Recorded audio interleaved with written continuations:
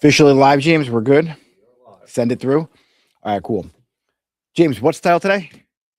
Don't be a boss, be a leader. Wow, that's so amazing. What an original title. Who came up with that? It's pretty good. You did, Nicholas. I think I just yelled that out to you. So I guess now I got to talk about being a boss or not being a boss. To give it some context here. All right. I think that's one of the challenges a lot of people they have when it comes to owning a business.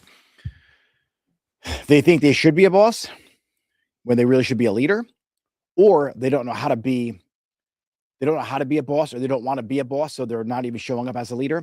So they kind of like try and be everyone's friend.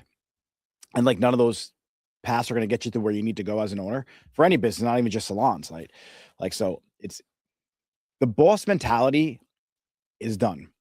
Like being that hard ass boss, there's a time and place to obviously to have authority and make sure you're holding people to a standard, but you're much better off. And I love this quote: be a lighthouse, not a tugboat. When you're the boss, like you're running out there, you're pulling everyone ashore, like you're barking orders at everybody. When you're a lighthouse, you just lead the way. You shine the light on the place where your team needs to go, the direction they should be heading in. I think a lot of people, if they adopt that mindset, they'll be a lot more effective as a leader. Now, the premise of today is to really help you become a leader. And as a boss, you tend to give tasks and bark orders, and you tend to micromanage. As a leader, instead of giving tasks and barking orders and micromanaging, you give people outcomes they should deliver to you. What does the definition of success look like in this role? What does this task look like when it's completed? That's what I want from the person. I don't want to give them a task. I want to tell them the outcome that I want, and then it's up to them to figure out a way to deliver it. Now, obviously, you have to train people. You got to give people the skill set they need to effectively accomplish that outcome. But you're not there to micromanage them. It's not like step 1, step 2, step 3, step 4, step 5, step 6, and they don't do step 4 the right way. You're going to go back there and make them redo it again, or that's not how you lead, because you're going to be exhausted. You're going to be micromanaging every little detail. Typically, what I like is the 10-80-10 rule. I'll take 10% of the project with the person. I'll either video share with them, I'll screen record me doing the task, the job, and then I'll give them the video. And it's up to them to now do it for the next particular task, or to do it over and over again. Because if there's a bunch of different, let's say, onboarding for a front desk, right? If you're bringing on new team members, and I might do it one time, show them the whole video. This is how we onboard somebody, put them in the front desk, get their schedule set up, put their services in, create the video, document it. I show them video. I answer a couple different questions. I actually have a chat GPT built out, so they can ask that particular GPT questions if they need to, rather than keep coming to me. But I give it to them. 80% of that particular job, that's on them. Like if they have found a faster way by using a software in a different way than I did, that's more effective, I don't care. I just want the outcome. Hey, get these 5 people in the computer so we can start taking appointments for them. That's the outcome I want. Make sure their schedule is right, make sure their services are right, make sure they're priced right, and we're good to go. How they achieve that, it's on them. It has nothing to do with me. If they want to do it from their phone or the iPad because it's easier for them, that's cool. If they want to do it from a desktop, cool. I'll show them the framework, that first 10% of the project. They take on the 80. At the end, here's where a lot of people go wrong. They don't inspect what they expect.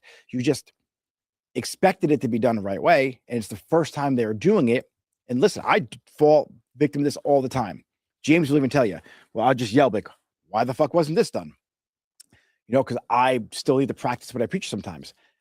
Sometimes I think everybody knows what I know, and they don't. So, James. Yeah. Are you here for that? Yeah, I'm here Yeah. for that. Is that pretty much true sometimes? 1,000% true. I want to punch Nick in the face all the time because he's trying to explain something to me like I know what's going on and I understand. So I'm speaking another language. Because James helps with the SEO, so he's the operations guy for that area, and it's like I'll delegate certain tasks, expect my outcome to happen, and then I'll go there to inspect because that's what James, how's it going? I'll go, that's my job. I inspect what I expect. And like, it's not done yet. I'm like, why don't you ask me? Because when I ask him, he asked me, I tell him to go figure it out. Not only does he tell me to figure it out, he goes, "Did you ask AI?" And then I'll spend the entire day going back and forth with AI. And he's like, "Well, why didn't you ask me?" There's a certain component where you have to let your team know, like, hey, I really can't figure this out. I need your help. And at that point, you step in, and then you're a leader, and then you show them how to do the whole thing. But this only happened because I didn't do the first 10%. Right? We're learning a new software. Had I take the time out of my schedule to show him how I did one particular salon that we're setting up for SEO, let's say, now he has the video, then he does it, and he can rinse and repeat that all the way through. Then I just jump in at the end and check the outcome. I didn't do that. So now we get frustrated. We're arguing this morning because I didn't take my own advice. So guys, this works every time, 100% of the time.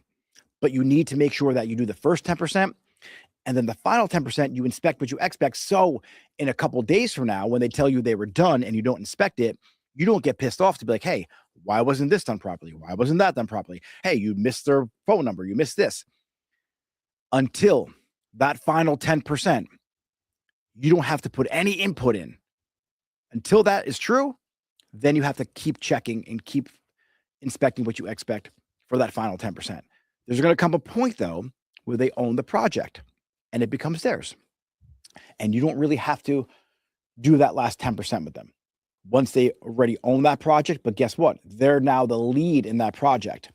So if they're like a lead front desk manager, they can offload some of that onboarding of a new stylist to somebody else. They then have to do the 10-80-10 rule. So the point of being a leader is to build other leaders. All these frameworks and how you lead your team, it's going to trickle into everybody else in every other role. So if you are not teaching people properly how to lead effectively, when you have a stylist and you put them as the lead stylist and you didn't really teach them the core framework on how to lead people, they're going to come up with their own plan. And then what's going to happen is in a few months from now, you're going to have that person leading the rest of your stylist. And you're going to be like, what is going on here? Who taught him this? Like, I didn't teach him this. That's because you let the person teach them and you never really inspected what you expected. You didn't have any input on anything. You just kind of delegated and just let people figure it out on their own. So there's a balance here on how you want to be a leader. Like the boss will micromanage every single thing. You're involved at every stage of the task, of the project. And that's just exhausting. Then you have the other end where you're just too loose, like I just explained. Hey, James, go figure this out. Or, hey, Jennifer, train our new team. They're like, well, how do I do? Just teach them the haircuts like you do. There has to be a balance of structure, organized structure, and then a place where you step in just to make sure things are being done up to the standard of the salon, so you can hold the floor on the culture so everything's done effectively and done to your salon's vision. Because what happens in a couple years from now, you're going to wake up, pick your head up and be like, this is not the salon I thought I was opening 5 years ago. This is something completely different, because you're so busy behind the chair trying to put out fires and you're getting bogged down. And you're just so shot out that you just kind of throw things at people to do without any real plan. So one of the lessons is called TNT leadership. It's train, not tell. And if you're that type of owner and you're new and you have no systems in place yet, like you have no camcorder method put in place, you're not really familiar with a lot of the things I'm talking about in this particular video, which if you're not and you want to learn, shoot me a message on Instagram at Nick Marabella. We'll get in a conversation and I'll give you some cool frameworks that could help, or get you into my community, which you'll really learn how to do all this stuff.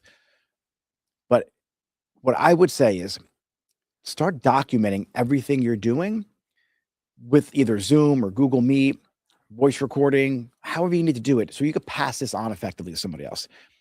And that goes not just for like the tasks I'm talking about at the front desk, but even like your haircuts, even your color, even the way you formulate.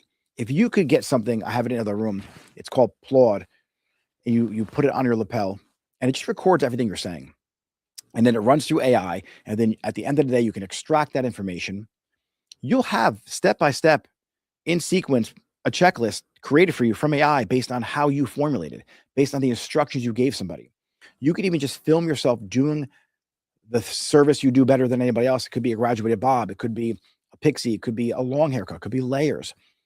And you record that on your phone, and then you watch the recording and do a voiceover. Give step-by-step detail of what you're doing. You take that whole video transcription and you have AI package it up for you. So you now have something for somebody to follow for that 80%. So if you are going to build an internal education team, you could film yourself teaching your first 2 new assistants. Then the next person you bring on, or your assistants you bring on, to now start doing the teaching, because now they're on the floor and they're a senior stylist and they got every service dialed in, their customer service is in check. You can now take how you taught in the beginning, how you trained them, that video and that transcript, and they're going to study that. And then you're going to have them create their own version of that too. So this way, all the leaders in your salon are truly dialed in on every level, whether it's washing someone's hair, whether it's doing someone's eyebrows, whether it's checking somebody out, whether it's putting a stylist in the computer. The point is for you not to do it all.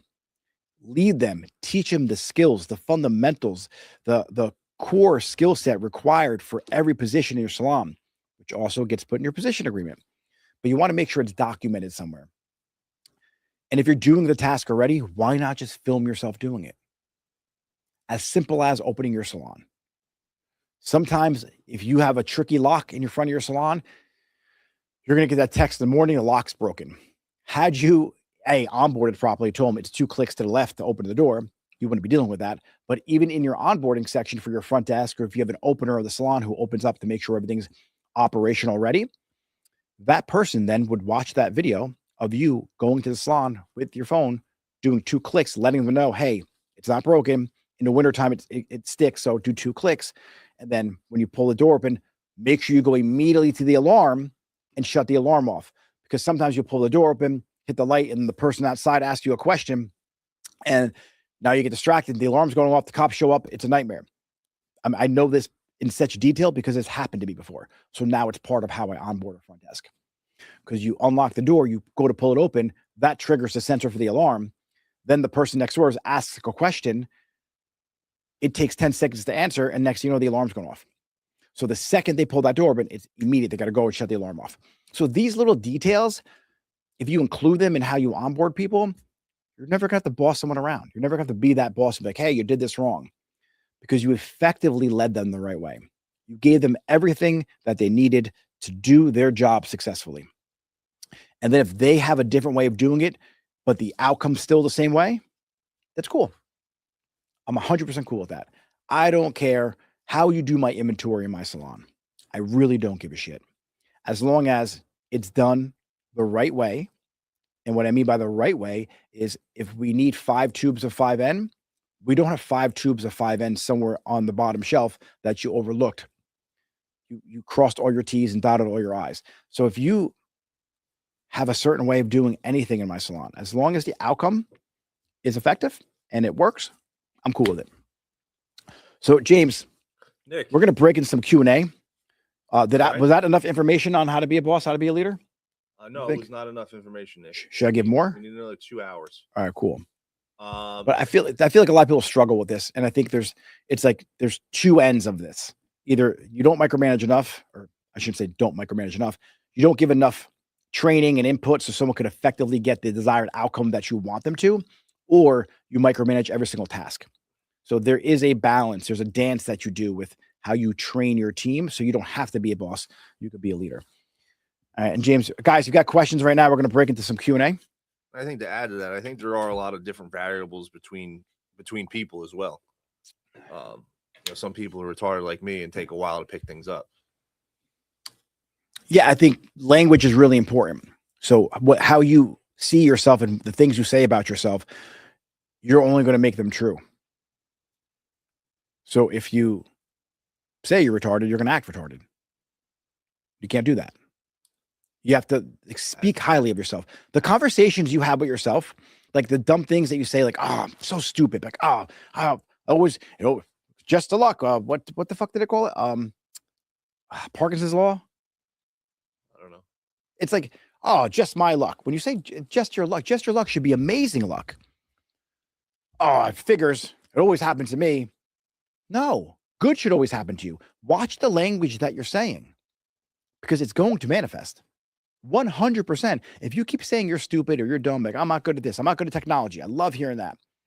Well, practice technology. As an owner of a salon, you should know in detail every single job in the salon. Doesn't mean you have to do it. You should know the job. More importantly, you should know the language of that job. So when you go to delegate the social media and you say, I'm not good at social media, so I give it to the 20-year-old in my salon, that's bullshit. You should be studying every single social media content creator expert out there who has a course and a program, just so you know the language. Then you should send your front desk person or your social media person to that other person's course or program. Do you know how many managers are in my community? Because I tell the owners, hey, you're busy. Send your manager in for that department so I can teach them, like get them on the calls we're doing for marketing, not you. So you could be doing other things with your time. And if you have a leadership team, get them on the leadership calls. If you got a client journey team, like someone who handles your client journey and your sales and your upselling and the experience, get them on my client journey calls, because you want them in there. If they hear it from me and you both team up on that, right? Or you just put them in a room alone, that's all you need. That person's getting the training they need. But it's important that you do know the language. So you do have to watch and learn so you could effectively delegate outcomes to people. Because if you're not sure what outcome you need, then you can't delegate effectively. You're just barking orders out and giving tasks. All right, James. Mike runs it. Quick question. Yeah. What's the biggest mistake you see salon owners make when they think they're leading, but they're really bossing people around? Ooh, wow. They're just giving tasks to do. Honestly, that's the biggest mistake. You're just delegating tasks. You're not asking for outcomes. You're not allowing the person to own the job. They have to own the L. Like if they take a loss on it, like they mess something up, have them own it. Also have them own the win. The only way they're going to learn is if they fail. So by criticizing too soon and not letting them learn from their mistakes, that's one of the biggest things I see. But honestly, to put a blanket around it and put it in a pretty little package to answer your question, delegate, give someone outcomes to do. Delegate the outcome. Don't delegate tasks because you're always going to be micromanaging. You want to give someone the outcome. And here's the deal. Don't hire idiots. Hire people who are smart. Like I made the mistake of hiring James, so I got to deal with that. But as he tells me to Yeah. not say I'm retarded. So just hire someone who can actually think. James, believe it or not, is smart. It's his negative self-talk is what puts him in the rut that he's in. So hire people for the position and honestly, pay them. Like if you're hiring a manager, hire a manager. Don't hire your friend's daughter or someone's niece or somebody else to manage your salon. Hire someone who could think higher level, who has responsibility, who has some kind of a business acumen so they know if they learn something, they know that they know how to apply it. Right? Some people you hire aren't the right person for the job. They're the right person to you because they're saving you money because you're paying them 15 an hour or they're affordable. Well, when you hire a manager or you hire someone to do your social media, they should be way better than you at that particular job. You should have no input with them. They should be delivering the outcomes to you based on what you're paying them. So if you pay someone $15 an hour to manage your salon, you're going to get $15 an hour outcomes. And that's not going to be a profitable situation. But if you pay somebody $25, $30 an hour, or whatever the salary may be, it's a really good salary because you hire a really good person. You should be getting that outcome. If you don't, fire the person. You get what you pay for. So, James. Sarah B lived in hair. There's a fine line between micromanaging and training a new stylist to fit the culture. Where do you draw the line? Give them like, hey, it's a 90-day trial period, right? So you want to give them the floor, the non-negotiables. These are our non-negotiables in our salon. Have them established. Anything that's not a non-negotiable, it's negotiable. So that way, if they do something that's off-brand, you could correct it. Don't ignore it. And then you're fine. So when training a new stylist, there's certain things that you want them to observe. So what I would do is, hey, Sarah, do me a favor. First day, I want you to hang around. I want you to, at the end of the shift, right? You want them to tell you what your culture is. What did you notice different about how we do things? If you want to prep them ahead of time, be like, hey, I want you to pay attention and tell me how we do things differently at the end of our shift. Or if you want to really test them at the end of them hanging out all day to see if they're observant, bring them in your meeting room or wherever you like to talk to your team. Be like, hey, okay, how was it today? What did you notice that we do different? And then see what they say to you. Oh, every single person when they walk in, they get greeted, they get asked for coffee, they ask for water. When you check them out, every single person left with retail. When you went from color to cutting, you switched out their cape. If they didn't notice the first time, because some people are a little slow, the next day, have them observe again. Like, all right, pop in tomorrow. I want you to observe a couple things, and I want you to tell me some feedback on what you noticed that we do differently than your last salon, or things that you like that we do, or things maybe we could do better. You want them to absorb the culture and really observe it. So this way they can fit in to the best of their ability. James, next question. Sarah also asked, how long is your training program for new stylists? Honestly, onboarding process is 90 days. Training program for new stylists. If you're new to my team, but not new to the industry, there's really not much of a training program. Like, you're going to bring in a couple models and to see how you know your way around the salon, and you're off to the races. My training program is more based around less technique and more social media, how to show up, how to be a leader. Because honestly, as a hairstylist, you're a leader too. So a lot of us hairstylists don't think of ourselves as leaders. So I want them to understand they're leading their clients to the right decision for their hair. So that's where I spend a lot of my time on some of the experienced stylists. Now, for someone new out of school, 6 months, you should be on the floor doing basic services. In 1 year, and when I say 6 months, you have someone helping you out. Like, there's always like a mentor with you working the same day. So from 6 months to a year, you're doing clients on your own. You got someone there for security. After a year, you should be pretty efficient on your own, and you're still getting educated. Don't get me wrong, but you could handle almost any service. So from 0 to a year is the training program, and you could do pretty much anything without any help. 0 to 6 months, you're building the fundamentals, because it's so easy now. There's so much content out there for them to learn. The secret to this, though, Sarah, is you have your team, that team member, teach you each skill set that they learned. That's where everyone drops the ball. That person, if you taught them a haircut, let's call it a graduated bob, they need to reteach it back to you and then reteach it to another assistant who's maybe a chapter or two behind them. That is where everything clicks for them. They're going to panic. They're going to be frozen. Until they teach it, they won't internalize it. So that's what I do different than any other salon. I make them teach it back to me or somebody else. All right, James. Demetra Loro. Hi. What if you helped your stylist reach 6 figures and need to take it to the next level? How do you do that? Ask me that question again, James. Demetra asks, what about if you helped your stylist reach 6 figures and need to take it to the next level? How do you do that? I teach them how to build their personal economy. So that's my whole business structure. So no one steal that, by the way. I want them to be efficient behind the chair. And if they want to make more money, take to the next level, then it's, do I get them an education? Do I make them like an affiliate marketer? Do they have like product endorsements? Do they become an educator on some facet, whether for a brand? Do I get them a brand deal? What is it that I want them to do in this career? I ask them, what experiences do you want to have in this life? What experiences do you want to have in this career? And then I make sure my salon and me as a leader is the vehicle and the driver of that vehicle to get them to that desired outcome that they want. So as an owner, you always have to have a vision so big it fits your team's vision in it. And so I don't think there's any team member that has a vision bigger than mine. I don't say that to boast. I'm a big dreamer. And so that's my job as the leader. Like, you're the visionary.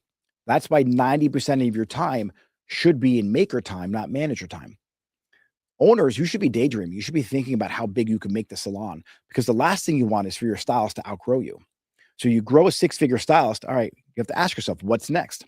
Is it owning a salon for themselves?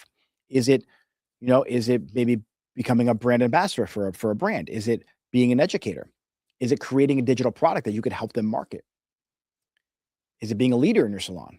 Is it creating mini versions of them now that are, now you have 10 killers on her team? Is it opening a salon 5 miles down the road? Like, where do you lead that person to what they want? Because if they want to own a salon, I want to let them know, hey, when you're ready, let's do it. Hope that answers your question, Demetra.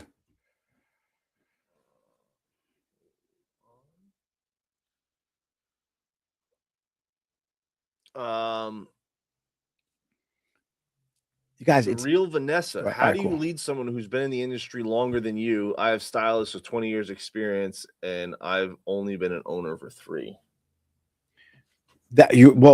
Right there, they're your stylist. You're the owner, so that's fine. You are the owner. Embrace that. Make sure you are there to support their dreams and their vision. Because if they had a vision to own a salon, they would have done it. And if they did it and they failed, well, they weren't capable of owning a salon. Then that wasn't in the cards. That wasn't in their DNA to do it. Because it's really hard to own a business. So you have to act as the owner. You have to get rid of the mindset of they have 20 years experience. They're better than me. No, they have 20 years experience. They may know a lot. They may know a lot more stuff than me behind the chair based on their experience, but I'm still the owner. So how are you there to support them in their career? It doesn't matter if they were 20 years or 30 years or however many years. You still own the business. You still took the risk. The lease is in your name. So you have to step into that role. It's just changing your outlook on yourself. Get into state, like seriously, like become the person they look up to.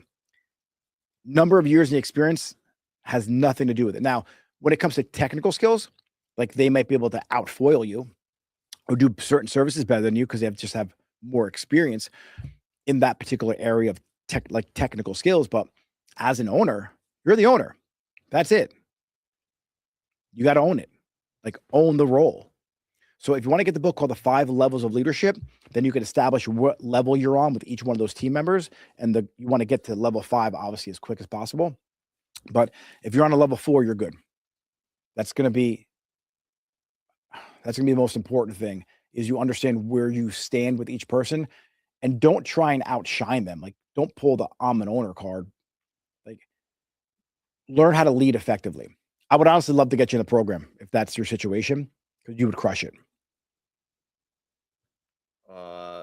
We have Tommy Too Fresh.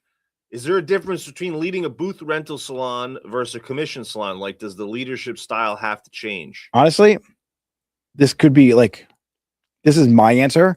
People can tell me I'm right or wrong. No, I don't think it should change at all. And people who own booth rental salons, they will probably tell me differently because they own the booth rental salon because they want to have an easy, like problem-free situation going on, but there's still issues there. If you don't lead that team the right way, they're going to be late on the rent. They're not going to show up. They're not going to build careers. Now, with a commission salon, you as a leader, obviously you're going to have a bigger take of their end of the deal, right? Of their revenue. So it's really important that you lead them the right way and help them with their marketing and invest time in them. The payoff isn't there for a chair rental salon, but you should lead them the right way, the same way. Like they should be led. There should be no different, as far as I'm concerned. Because the leader cares about the outcome of their team. And if you really use the framework, leaders eat last, doesn't matter if they're a chair renter or if they're a commission. This is why the chair renter, like that model, chair renting, it doesn't fulfill me because I want to be in it with them. I want to be like, hey, if you win, I win. And sometimes with the chair renting model, it's like you could pour everything into them and they're just keep growing their business, and you're still capped at that $300 a week. You can't help them. You can't invest ads for them. So what I do for my salons, I'll just help you out if you own a chair rental business. There's certain buckets that I put portions of their commission in. Let's say we're 50-50, right? 10% of the 50 I hold on to, I put into a bucket. I put into a bucket for marketing. if they want to maybe drop down to 40% commission, and then that extra 10% they're giving up, I put that in the bucket of marketing.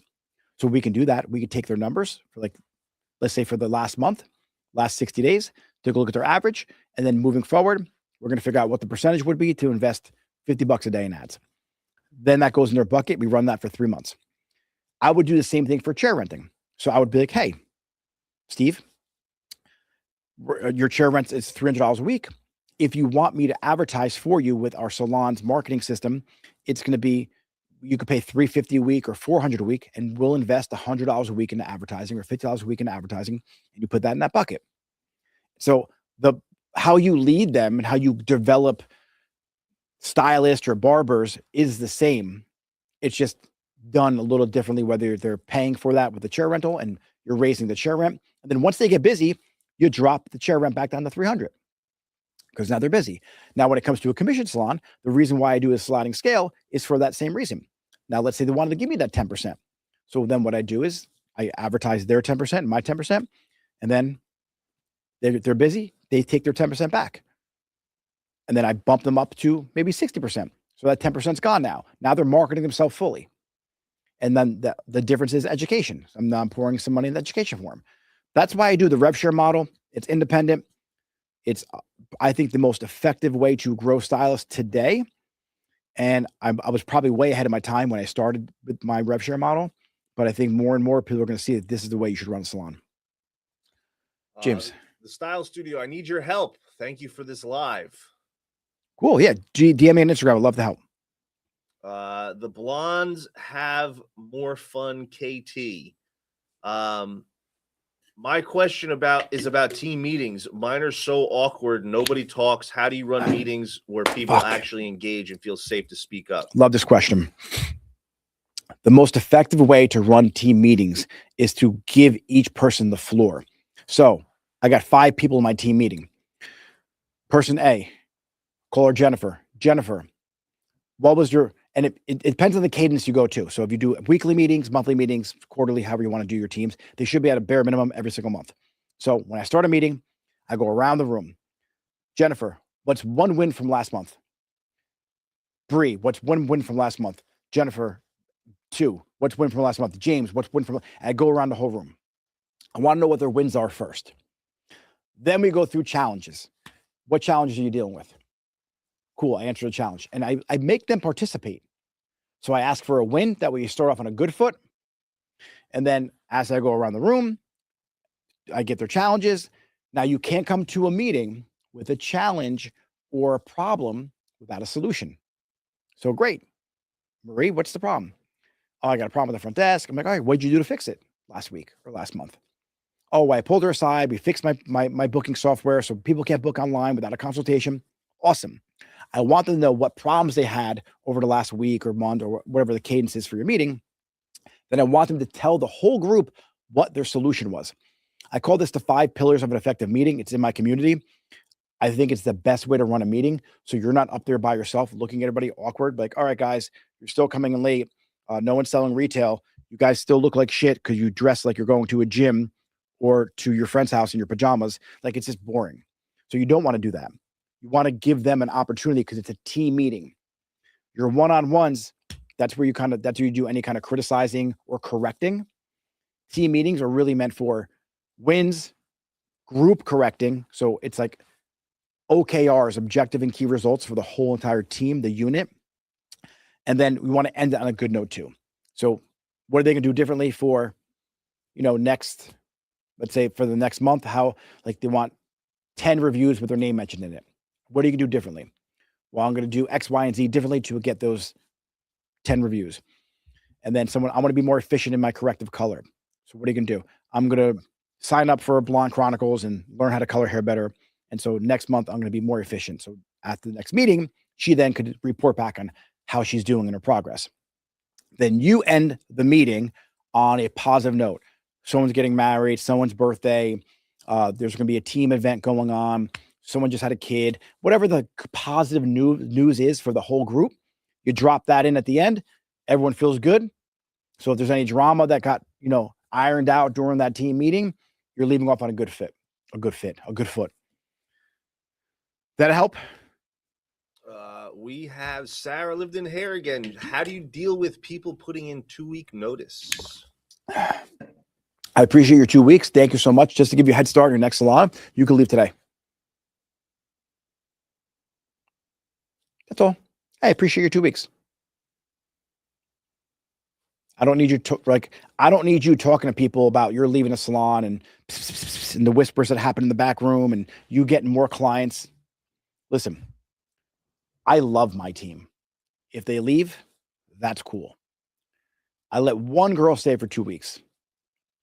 And the funny part was I should have let her go immediately. She then went behind my back and was like whispering to the assistant to get her to go with her. She's watching this. I want you to know that I know that you did that. It didn't that's how people are. So you just showed your true colors. So I said the door was always open, but guess what? That just shut that door.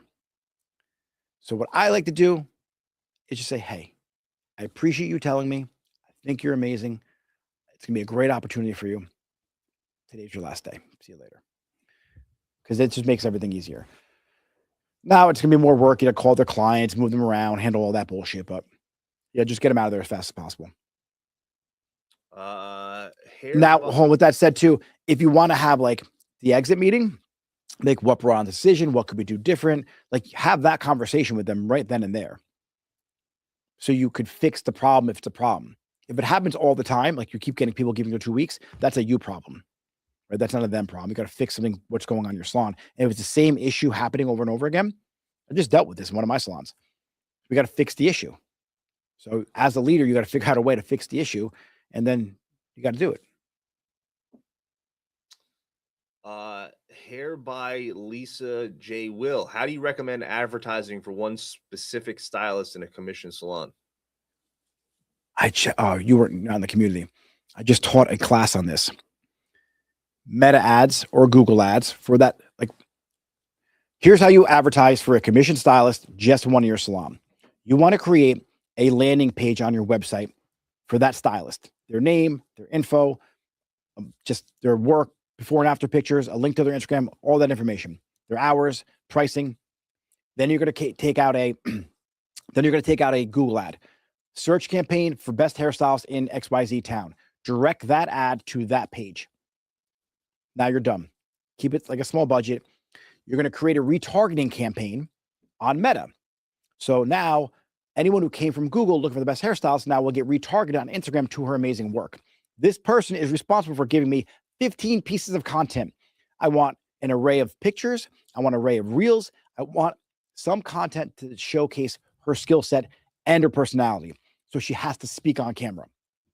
I want videos that show who she is, her smile, her character, a product review, a demonstration of a technique, something to let people say, hey, she seems pretty, she knows her shit. It builds trust with them.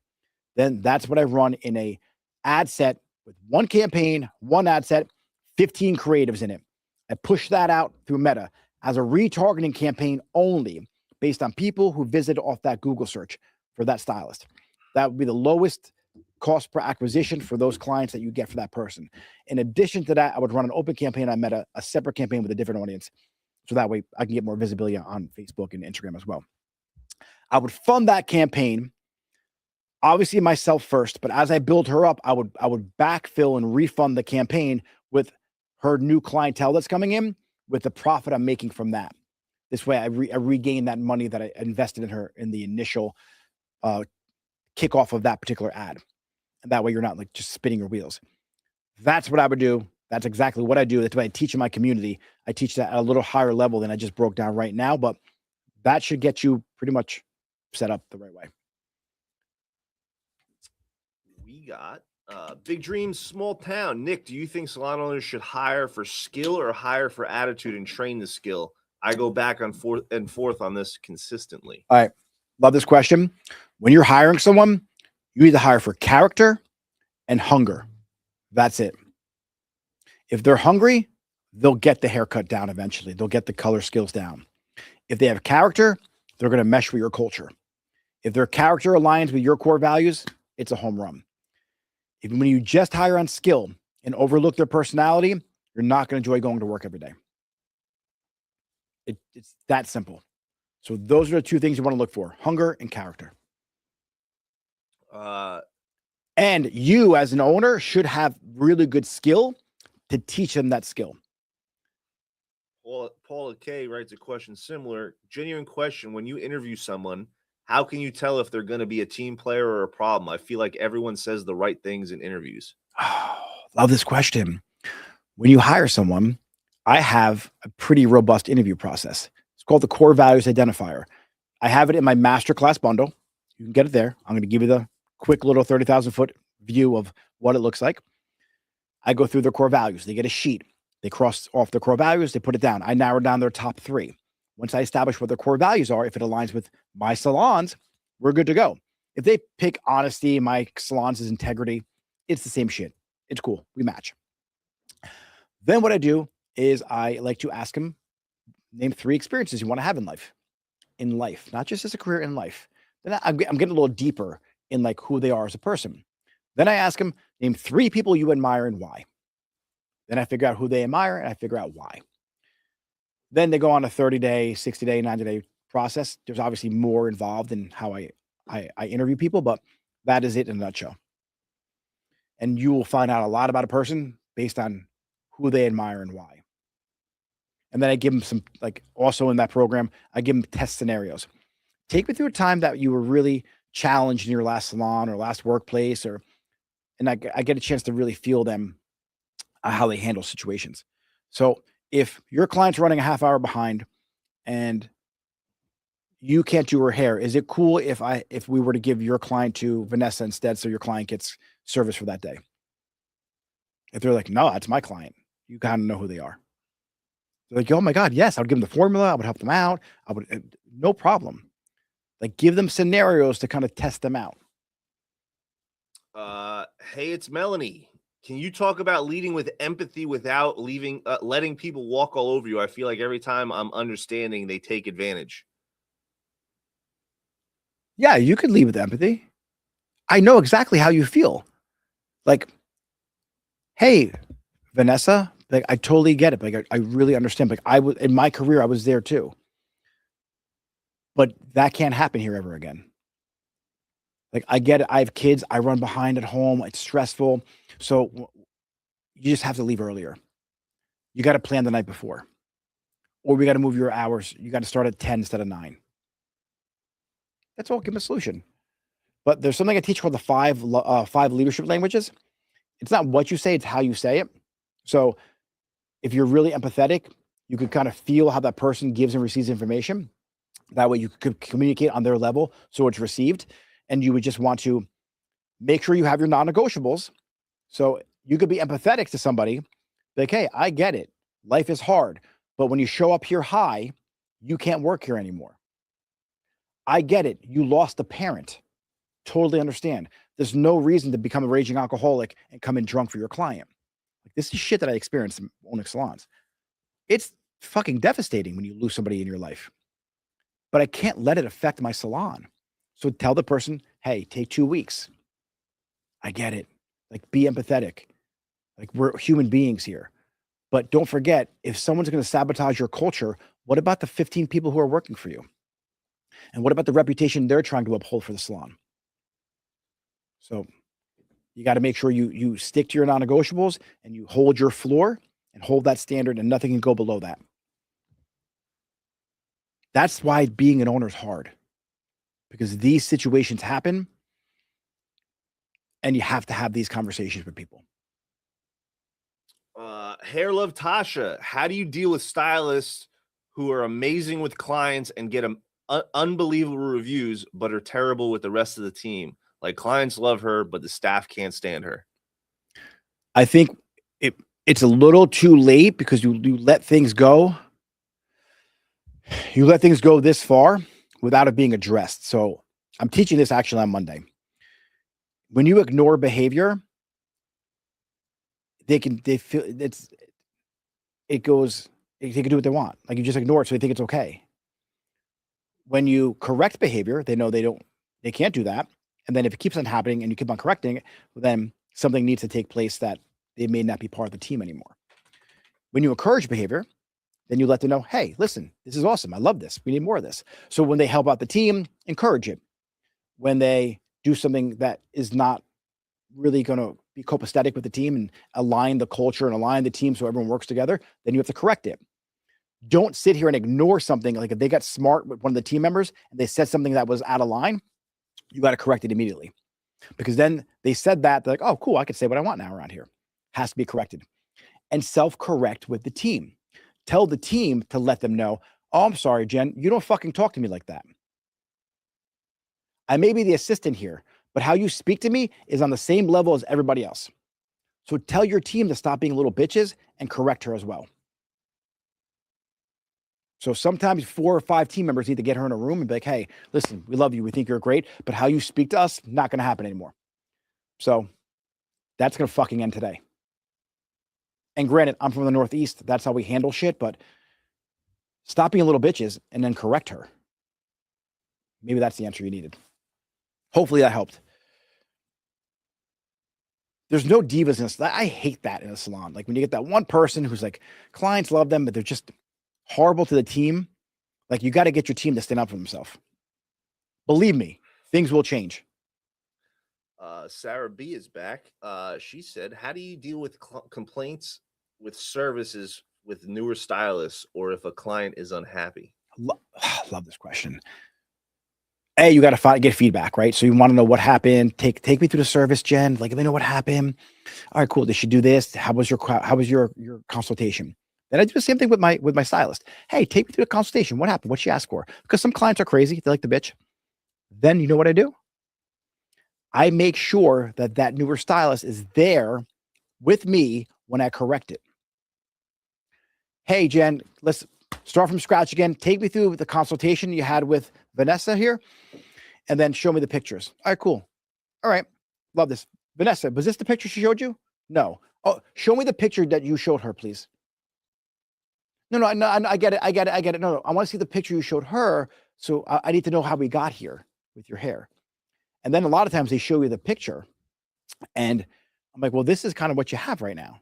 So what about this don't you like? Oh, because this looks like the picture. So it wasn't that she messed up. It's just that the consultation was wrong. She should establish the fact that, hey, this is too warm of a color for your skin tone. I don't think it's going to look right. So that builds that person's confidence. This teaches them to not switch the script and be like, hey, change your mind halfway through and you're going to get shit for free.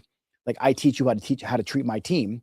So I make sure I nip everything in the bud. I make sure everything's out there fair. And it's completely transparent. It's fair to the client. It's fair to the stylist. So depending on how the conversation goes, if they show me the picture, it looks nothing like that. I'm like, whoa, because I had that happen too in my salon where I'm like, I don't know how the fuck you like, did she show you this picture? Yeah. Okay, cool. I don't rip her apart right here. I'm like, okay, cool. No problem. Go to my consultation. I go to the back. I'm like, hey, what the fuck happened? Like, what did you think? Like, did you think that looked like that? Okay. Take me through what happened step by step. Okay. You overtoned her. This happened. And now I know all the steps that happened. Listen, if you overtone somebody, clarify their hair, do this. Like I take them through the correction steps of what happens, like the oh shit moments. Then I fix that person. I fix their way of thinking so they don't see this picture and end up with that again.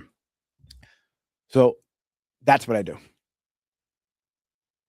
Because your clients will come in with a different picture and they will be like, hey, this is what I wanted. And then no, that's not what you showed my stylist. So Barbara, let's be honest here. Are you don't like how it looks on you because it looks just like the picture? We're still going to do your hair today. Moving forward, I'm going to make sure your consultations go a little better with Bree, but this is really a paid service because you got what you wanted. You're just unhappy with how it looks on you. But we're still going to lighten it up for you. We're still going to change the tone. Don't worry about it. Next question, James. Real quick, one by Coffee First Always. Real quick, one book every salon owner should read on leadership. Leaders Eat Last. Fuck, man. There's so many good 21 Irrefutable Laws of Leadership. Oh my God. So really good. Simon Sinek is great. Finding Your Why by Simon Sinek. Anything by Simon Sinek. And then John Maxwell, 21 Irrefutable Laws of Leadership. It's just not like one leadership book. That was a really good question. There's so many good books. Patrick Lencioni. I would say authors: Simon Sinek, John Maxwell, Patrick Lencioni.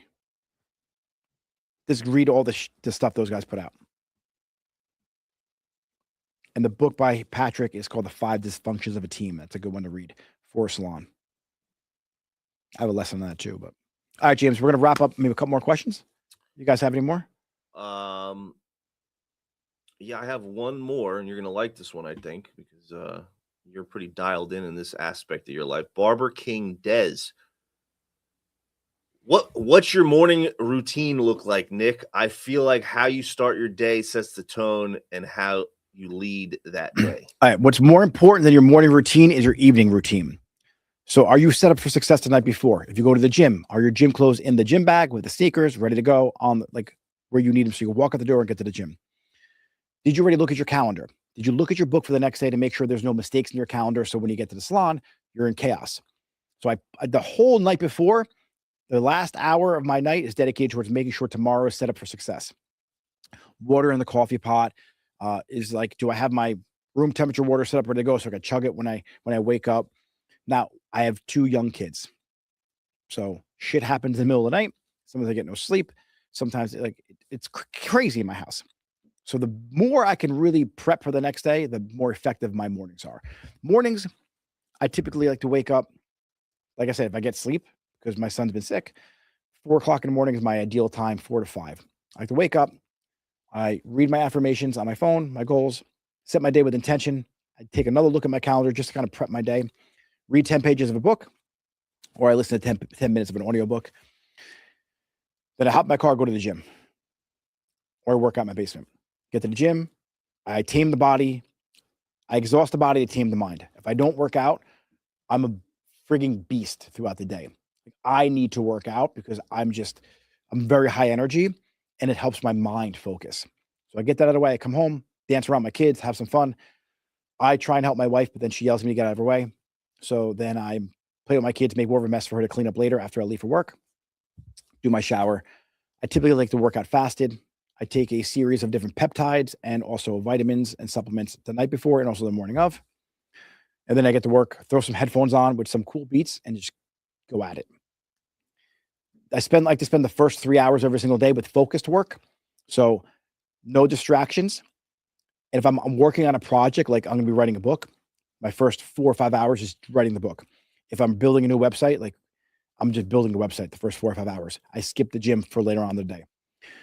If there's something that has to get done, if I'm doing a new ads campaign, if I'm buying a new salon, if I'm doing anything that requires a lot of my focus, I don't do that later on in the day.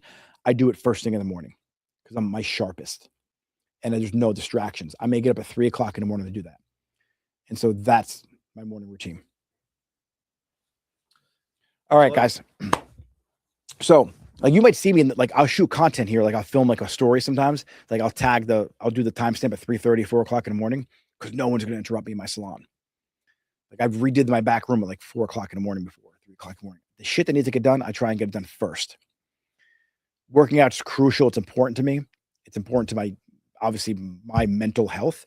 But if there's a project that takes precedence, that comes first over anything else for a lot of the amount of time. And that's it. Always prep the night before. Your mornings will thank you. James, awesome Q&A, guys. If you want to ask me a question, today's Friday. I'm going to be doing a Q&A in my story. Ask me the question there. If you're listening on the podcast, make sure you subscribe. If you're on YouTube, make sure you click subscribe. These lives are just put up the way they are. There's no editing. They're raw, unfiltered. If you are challenged in your salon, you want help growing it, you want someone who actually owns a hair salon to help you grow and scale, at least problem solve. I have the Level Up Academy. Reach out to me on Instagram. Get into a conversation with me. Go to apply.nickmarabella.com. Watch the little video there. It breaks down how I do it. There's some information on that. Fill out the application. We'll get in a conversation, see if I could be helpful. But ladies and gentlemen, that is it for Friday's Q&A. Hope you guys enjoyed it. If you're listening on Facebook, message me on Instagram, please, because when you message me on Facebook, it kind of gets lost because there's so much spam there. I'm not ignoring you. I'm bombarded by spam. You guys are amazing. Have a great weekend. I'll probably kick on tomorrow for another Q&A. I'm out. See you later.